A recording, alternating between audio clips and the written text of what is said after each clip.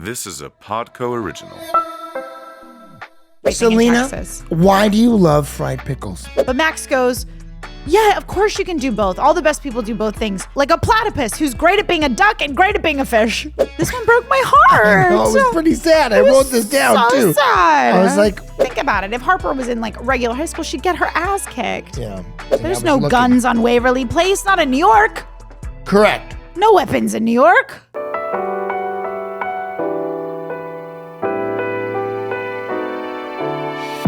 Hey, welcome to what is happening, hello, David Hi. Hi. How are you? What's the latest with you? I'm good. I'm going to be going to Mexico very soon. Mexico. Oh my God, that's Dan's song, right? Yeah, you ever get offered to do a Disney cruise I or something? did a Disney cruise. Oh, you did? I did. Oy.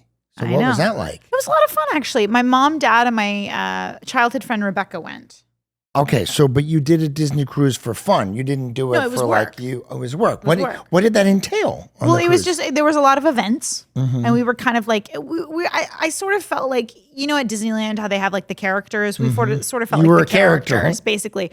Yeah, so we were able to. We had a good amount of freedom, but there were certain events we had to attend and things like that to show face and so that they would see us for that. So this week we are watching Don't Rain on Justin's Parade. Don't Rain on Justin's Parade. Season 2, episode 19, which aired April 19th, 2009, written by Richard Goodman and directed by our lovely Bob Coher. Richard Goodman, he called me recently. Yeah. Or actually, he called me right before COVID hit. And he was like, I'm doing this show. It's an animated thing and the thing. And I'm like, I'm ready. Let's do it. Go. And then it went away. Oh, Richard Goodman. I think about the COVID is why. I got to give him a call. Yeah, give him a call. Be like, hey, are you still doing the thing? And he's like, yeah, just did it without ya. No. Okay, so Alex finds Harper with her own booth at Career Day, which Harper explains is because everyone always tells her to be herself, so she's got to make it her job. I thought that was so funny. Really? And good. I like that because then you have your accoutrement. Yeah, but your apprentice. The apprentice was funny. Who didn't speak, so she was an Don't talk, watch and learn. Is that what you said? No, I'm just saying that. No, she was what do you call that? Like a mini-me, a mentee. Yes. I meant in actual life, like a featured extra. Yes, she was featured. Yeah, because you get if paid she spoke, a little more, they had to pay her more. No, but if she spoke, she'd have to get paid. Yeah. So. Disney, but she got it, everything. But that was like a nice little thing for her, even though she didn't talk. You know, I should have asked. I should have said, "Is this nice for you? Are you resentful that you don't have lines?" I don't know. I think she was happy to be there. I hope so. I mean, typically they. I hope so. But also, Selena says, I'll be you if you be me. And you're like, no, I'm good. No, I'm good. Yeah. I'll pass. Thank you. It's Career Day at Tribeca Prep. Justin is looking for the Action News booth because he wants Baxter Knight, his weather hero, to be his mentor. And Baxter is played by Steve Monroe. Who's the nicest guy. And I used to go up against him for a lot of commercial auditions and stuff. I could see that. And I was excited because he played Candice Bergen's son, Frank, from Miss Congeniality, which was like my movie. Like that was a big pinnacle movie for me when I was younger. And Miss Congeniality 2, I believe, had Dietrich Bader. Maybe. As like the he was like the villain or the Michael Caine? He was the stylist or something. So the reason I said that and the reason I know that is because it was between me and him for the part. Oh, no. You would have been such a good stylist. I would have seen Sandra Bullock. Come on. But he also, too, Steve worked on so many things. He's done over 100 projects, including Sister, iCarly, Castaway, and Promising Young Woman. So he's like a consummate character actor who's just working consistently. He's a wonderful actor, but not a great weatherman. Well, you can't be talented at everything. So after fangirling over Baxter and revealing his love of his hand sidekick, Mr. Nimbus. Oh my God, that was or so Mr. silly. Nimbus. I think he did it like that. Does Mr. Nimbus have pajamas at home? Isn't that what he said? He has an pajamas. outfit for Mr. Nimbus. Yeah, Justin. So silly. Baxter agrees to be Justin's mentor. Max sees a singing police officer and decides that's the career he's interested in because he wants a mentor that does more than one thing. Which was very cop rock. Singing cop. Yeah, so silly. it was but very Max. Do you know Cop Rock? That was a Stephen Bochco show that didn't last very long. And that was a thing? It was actually, look it up, everybody. Cop Rock, Stephen Bochco. It sounds like you're saying something else. No. Cop Rock? Cop Cock? What? Cop exactly. Rock. Exactly. And it was really a very famous flop because it was cops and they were singing. So it was like an NYPD Blue, but with singing. But who greenlit that? Like I could have told you that. Stephen Bochco. So they were like, okay, we're doing it. I guess. You know? But also, do you remember there was a show, I think Hugh Jackman was the lead of it actually, called Vegas. It lasted one episode and it was a musical. It was all musical in Vegas. Singing. He's such a good singer, but that was bad. Yeah. I don't know if it was Hugh Jackman, but it was called Vegas. Are you excited for the Deadpool Wolverine? Yes, I am. I want to see Twisters in 4D as well. I don't know which one I want to see first. You mean like the seat moving? Yeah. I'm going to throw up. It's so do it. much. Yeah, that's what you would do in a Twister. Real. It's real life. It's. Bill Paxton was in the original, right? Yeah. So good. I mean, he was great. Yeah. So, Alex tries to get out of career day by tap dancing, so to speak, with Mr. Larry Tate that she wishes he was her mentor. Larry Tate sees right through her, but makes her his mentee anyway. Which is great. I did a note here, and I think, I'm not sure if it happened yet, but there's a joke about no more pickles. She ruined pickles for me or something like that. There was a pickle joke. No, I remember the pickle joke. Yeah, but I froze it. At one moment, Selena looks into the camera. Yeah. Right really? at that pickle joke. Yeah. Interesting. I mean, very briefly, but for a second. I wonder if she did that on purpose because pickles were like her thing at the time. And she still loves pickles. Oh but my God, fried pickles. Fried pickles. Juice. Oh God, she would drink it and I just was like, oh God. Like it just so much salt. Well, so much acid. Yeah. So much acid. Every time she'd drink it, I was like, isn't that a Texan thing that people no, love that's fried a Selena pickles? thing. It's a Selena thing. We fry everything Selena, in Texas. Why do you love fried pickles? I don't think she knows. I think she just does. This episode of Wizards of Waverly Pod is brought to you by Lumen. What is Lumen? Lumen is the world's first handheld metabolic coach. It's a device that measures your metabolism through your breath. And on the app, it lets you know if you're burning fat or carbs. It gives you tailored guidance to improve your nutrition, workouts, sleep, and even stress management. All you have to do is breathe into your Lumen first thing in the morning, and you'll know what's going on with your metabolism, whether you're burning mostly fats or carbs. Then, Lumen gives you a personalized nutrition plan for the day based on your measurements, which I find very helpful. My metabolism is at the center of everything my body does. Metabolic health translates to a bunch of benefits, including easier weight management, improving my energy levels, better fitness results, better sleep, which is something that I struggle with, and Lumen has really helped me get better sleep. So if you want to take the next steps in improving your health, go to lumen.me/wizards to get 15% off your Lumen. That's lumen.me/wizards for 15% off your purchase. So Justin runs down to the sub shop and excitedly tells Jerry that Baxter will be his mentor for career day. Baxter enters and tells Justin he can't be his mentor because he hasn't gotten a forecast right in months, and that if he doesn't get the next forecast right, he'll get fired and replaced by one of the 5 weathermen they have on deck ready to go. Baxter tells Justin not to love any. This was so dark. This got really dark. He says, don't love anything because eventually it will disappoint you. Yeah. And then Justin goes up to Jerry and he goes, is that true? Like, will you always be disappointed? Not always. What do I No, say? you said kind of. Yeah. Yeah, you agree with it. And then you spiral about Teresa and having a wife and getting married. I literally was like, what is happening right now? Because literally, so you expect, and this is also too, like, I love our writers so much of how they would do, such a huge comedy tool, right? Of going against the expected, right? So you would expect Jerry to be like, no, of course not. Like, you have to pursue what you love. And he was like, no, yeah, kind of everything disappoints you, especially if you get married and then you're Well, I didn't say especially if you get married, but there was definitely the implication. Did you write it down? I think what so. I said? it's true that everything will eventually disappoint you. Instead of being reassuring, he agrees and goes on a spiral about how, and sometimes, this is the line, and sometimes you marry her, and then one day she starts putting 2 pickles into go orders, and it makes you wonder. That was the line. Oh, God. Yeah. It's funny. So that's what Selena says to me. She says, Yeah. 2 people, 2 pickles. somebody put 2 pickles in the And then she did like a little to-go aside thing. to the camera.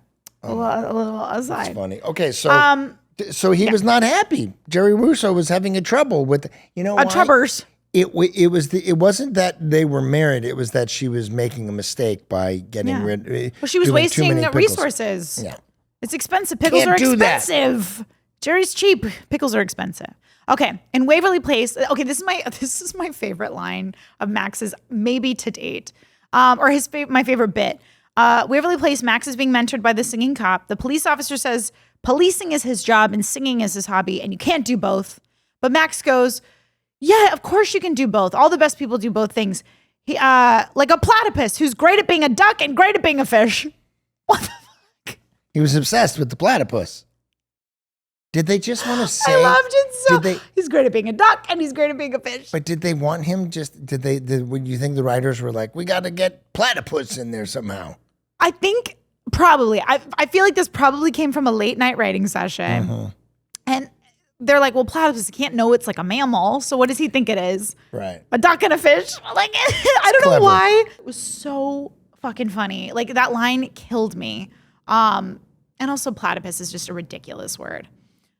We're back, everybody. Yeah, so we're back at Tribeca Prep. Alex and her ironic world's greatest student mug is bored shadowing Larry Tate. He puts her on the case of who keeps writing salmon under his no smoking signs.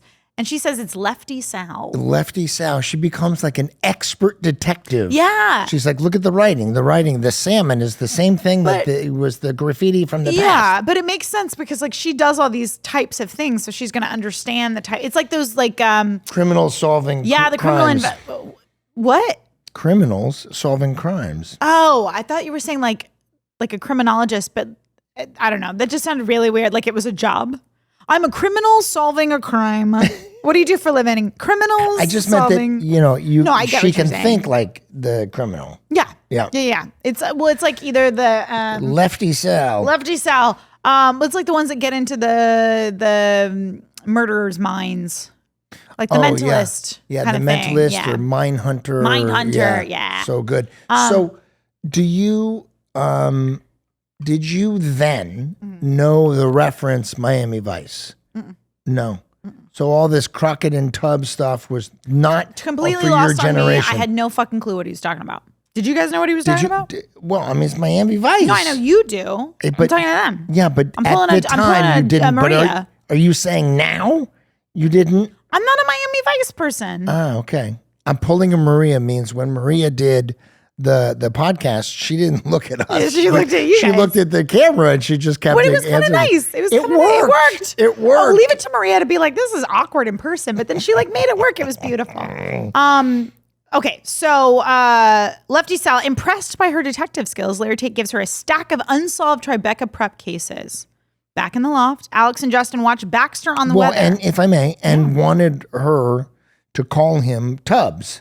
Yeah, is that explain it? Okay. Crockett and Tubbs Yeah. are the Miami Vice.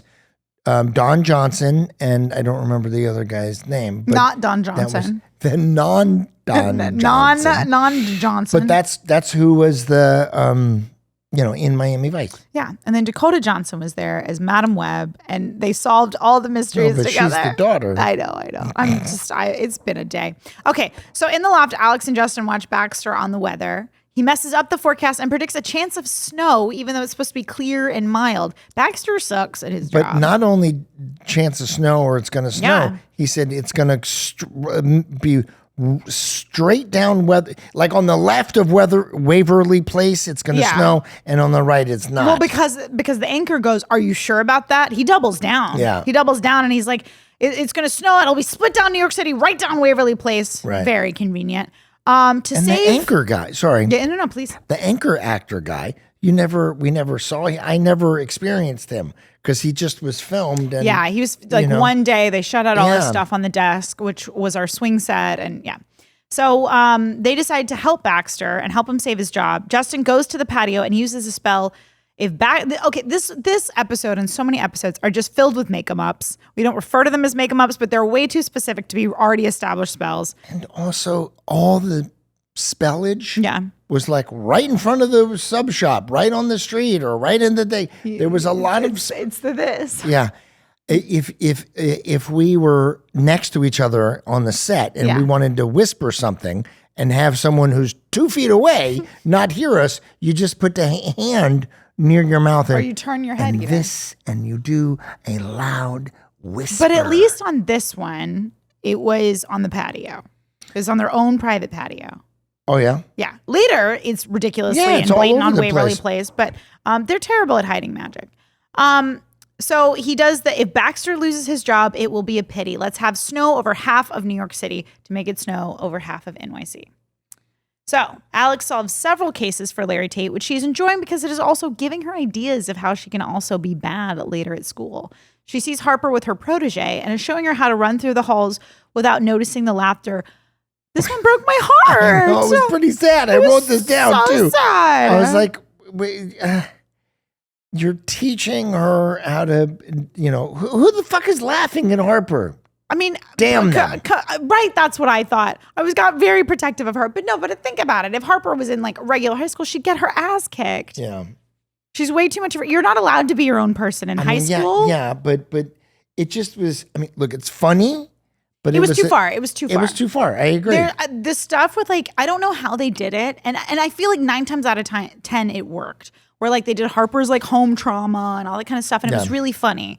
Something about this one to me just didn't hit. Well, because it's in the vein of like bullying or stuff like that. Yeah, You know it just what I felt mean? a little too close to home. Okay. So Lefty Sal approaches Alex, mad at her, which I didn't realize. You know what's crazy?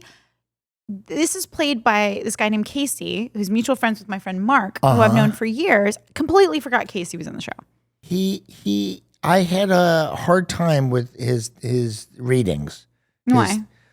Because he I don't know, it was a little tricky for me.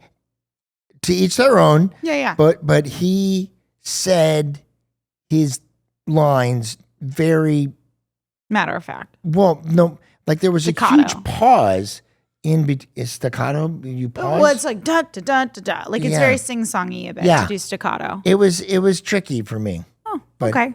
I'm glad he was there. I mean, he came from soaps, so maybe that was part of it. Yeah. Yeah. I can't remember if he did the soaps before or So after. you knew him. He was a friend of your friends. I just totally. Here's the thing about doing like over 100 episodes of a show is, and I know it's terrible. I'm going to sound like a total asshole, but I do anyway. There are sometimes people are like, I was on Wizards, and I was like, you were? Did you know that I was on Wizards? Yeah. Well, okay. Well, you were around, but here's the thing: if you didn't, like, I remember obviously people that were on the show all the time, but like Casey came on for like a scene that I wasn't in, and that's the Right. key. That's the key. If I wasn't in a scene with you. I don't remember. Lefty Sal's upset because she got him in trouble and said that he never thought he'd see the day where Alex Russo went good, which of course Alex cannot have. Justin approaches Baxter, trying to get him to stop using his gut to make weather predictions. This is on Waverly Place. So he doesn't have to keep using magic. Baxter doesn't listen and goes even further into it. Vegetable hail. or Hail something. the size of candied yams with the spell, please don't let Baxter Knight fail. Make me some candied yam hail. Because he's literally, I don't know why Justin wasn't just like, dude, you suck at this. You should get fired and stop. Yeah, it was silly. He kind of was in, so Yeah. he had to keep going. I guess. And this is so very un-Justin. This is a very Alex thing to do. Yeah, and he even says, Oh, that's right. you Yeah. know, she says, you were using, I mean, it's the opposite because even, her working with Larry Tate, she's solving all these crimes Mm-hmm. and everything, and then she can't get in trouble. She's trying to get in trouble and it's not working. Yeah, they like flip-flop. Right. So just then, candied yams start to fall from the sky. A punk rock looking chick approaches Justin in the sub shop. This is your friend? Yeah. Okay. And she's mad at him for changing the weather because she is Mother Nature. And I love that we also like think of Mother Nature, which she even has a line that like references this as like soft and ethereal and Right. all this She's kind of like, stuff. that's all baloney. Leave it to our show to be like, no, she's going to look like she's about to enter a mosh pit. And later, yeah, she's like goth, right? Yeah, So, yeah. but later she does a spell Mm-hmm. or Mother Nature magic, and I think she has a wand for a second. Like I was like, oh, wait a minute, Mother Nature's a wizard? What are they saying here? Maybe she's a witch. I don't know. Yeah. These are the 22-minute suspend disbelief kind of things where you just go, I accept it. We only have 22 minutes. Although, can I just say, you had such a good bit when she's talking about like here we go. But the when it's hailing and you're outside the window going, free ice, and then you get clogged in the head. And Jenica says, how is anybody going to benefit from this? And I'm like, free ice. And it's interesting because I like that, and I think it's funny, but the hail that hit my head was a little more to the left. I mean, it still worked. And also, this was a little snippet that they used in the new opener of the fourth season. Yeah. And Jenica's last name is Bergier. And she directed a movie called Come See Me. It's where she's driving around in Simi Valley. She's got her mom. Yeah. This is a little while ago, and she's dealing with her mom and her sister and her family. And she's, talking to her navigation system. And then the navigation system starts talking to her, and they start having conversation, and she starts giving her attitude and stuff. It's really funny. So she loses her mind in the car? Yeah, a little bit. I mean, don't we all? Did you? Yes, it's very true. It's crazy how basically a little four-wheeled glass bubble makes us all feel like we're in our private little zone. Did you see? Little aside, but did you see that Tom Hardy movie where it was pretty much all filmed? Lock. It was so good. Pretty much all filmed in the car. He says he's talking about pouring concrete. He's a concrete pourer. He said the mix has to be perfect. It has to be this, and you have to do that. And then there's different phone calls that he has. Yeah, it's all through the cars. And you find out that someone's cheating and this. It's pretty intense. Yeah. I think there's a new movie with Sean Penn and is it Dakota Johnson? Maybe. Sean Penn and somebody, they're in a car, and the whole movie takes place in the car. Yeah. And as opposed to going out into the world and shooting, they went and they just filmed everything. So they did rear projection. Yeah. And the volume kind of thing? On Mandalorian. That's what I'm saying, where it's that U screen where they put the projection of the road, the volume. Yeah. That's what it's called. Yeah. The volume. I didn't know that was called that. No, they have a great for the Mandalorian. We've talked about this, where they have the behind the scenes. No, that was the other Wizards podcast that you're doing, Jen. Yeah, that was when we were filming upstairs. But why is it called the volume? I don't know. I don't know, because I think it takes up a lot of space, a lot of volume. Got it. I'm just. Well, I can't wait. I did like that movie with Tom Hardy. Yeah. Tom Hardy's so great. And now Tom Hardy and I'm Elvis and I have Austin beautiful Butler. lips. Yeah. That's Austin Butler. They have a movie out where they're motorcycle riders. Yeah, now. With Norman Reedus. Yeah. She's great. Who I love. I mean, Tom Hardy and Norman Reedus, beast on my heart. Tom Hardy is interesting. He was in an interview recently, and the interview person said, "Oh, so you're a method actor?" And he was like, No, I'm not a method actor. But also, why is it a dirty word? It's just a different approach. Well, it's interesting, but he really wanted to clarify that he was not a method actor. Because I think there's negativity associated with being a method actor, where it's don't call me by my real name. It just gets a little indulgent and ridiculous, know. But I think when it's done right, it's not you don't make it other people's problem. Apparently, Judd Nelson on Breakfast Club was staying in character. That's too much. And still being mean to Molly Ringwald. But see, and almost got him fired. That's what I've experienced and what I've heard from other people with method actors. That's the problem, is it justifies bad behavior. So if you think of Jared Leto on Suicide Squad, right? He used method acting as a guise to justify shitty behavior, that you can't do that to people. Right. And just because you're a method actor doesn't mean it's okay. I think that's where he has a negative. So does method acting mean you always have to stay in character the whole time? That's a method thing? Okay. Yeah. Only call me Harper. I have to wear fruit all the time. Oh my God. I'll call you Harper forever. No, please. So Justin apologizes to Mother Nature, who puts a rain cloud over Justin to punish him that only follows him around. Harper is still teaching her protege by teaching her that part of her job is to inform Alex of things. Harper then informs Alex that they put a good citizenship award on her locker. Alex is upset because that is just low.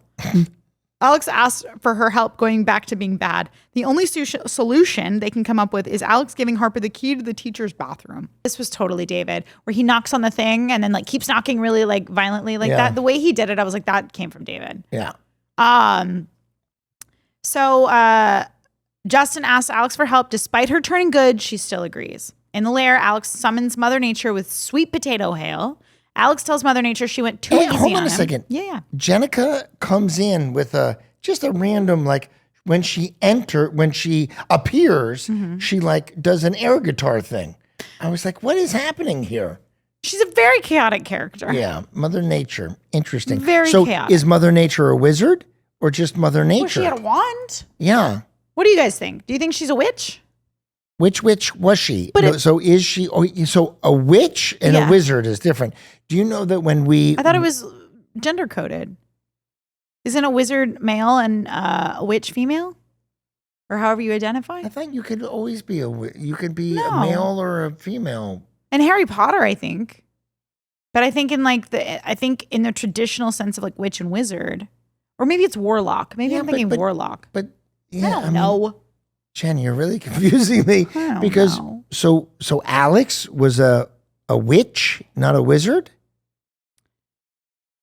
I think it's witch and warlock.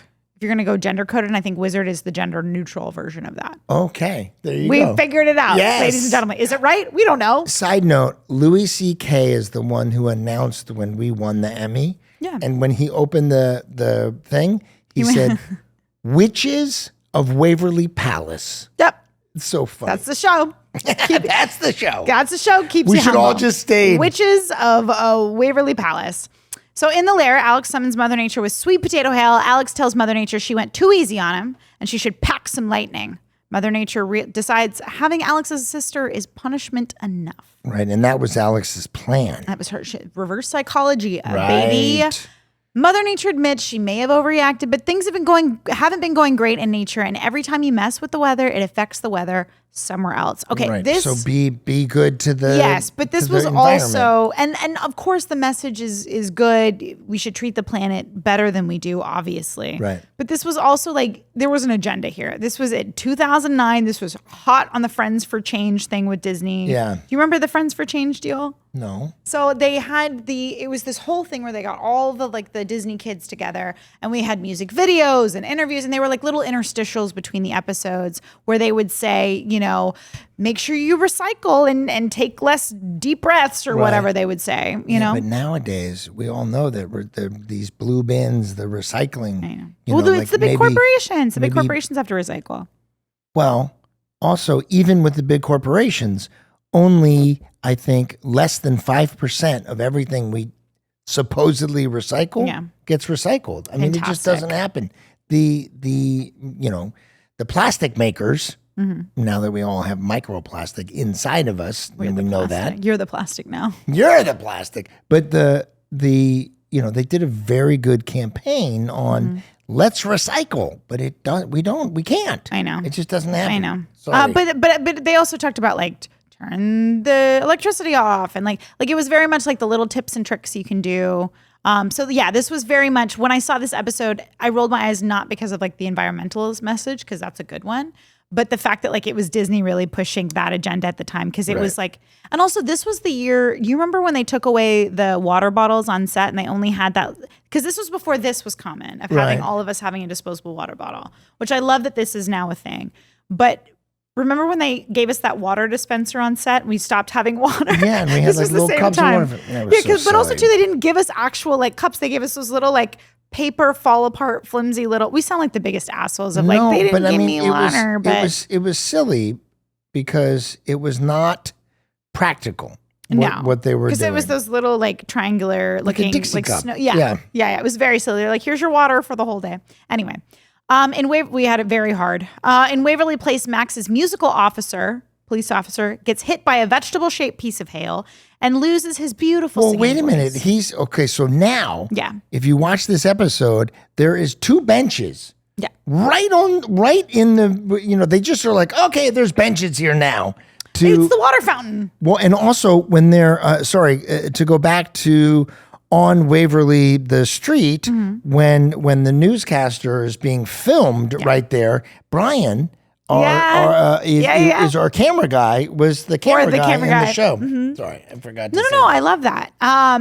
So now there's a bench there on but Waverly just Place. like in Tribeca Prep, you remember that water fountain that was always on the edge of that fourth wall? It's the same. It's just there Just when we you need a want bench. it. Throw a fucking bench in and there. now the cop sees somebody stealing the newspapers. Yeah.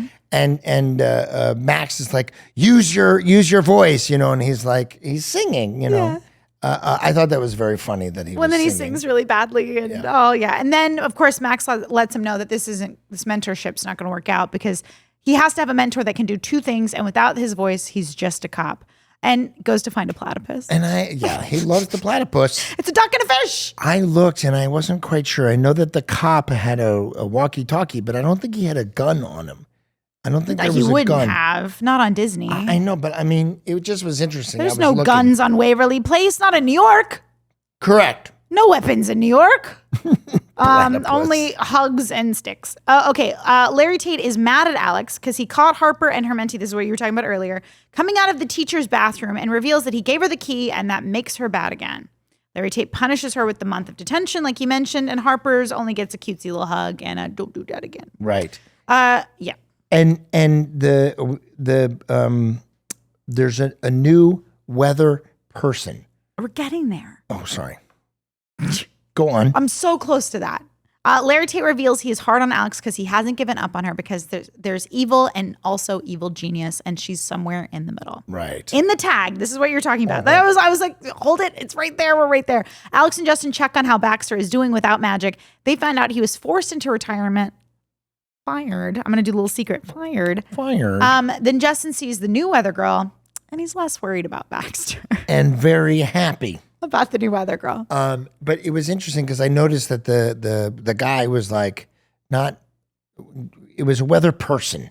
It was very specific. I guess he didn't say weather woman. Yeah. Or I just fucked that up.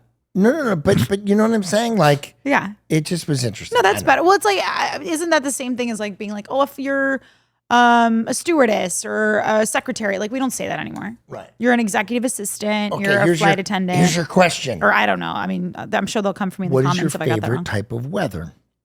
Ooh. I fall asleep to thunderstorms every night, and I love. You play the thunderstorms. thing, and it's.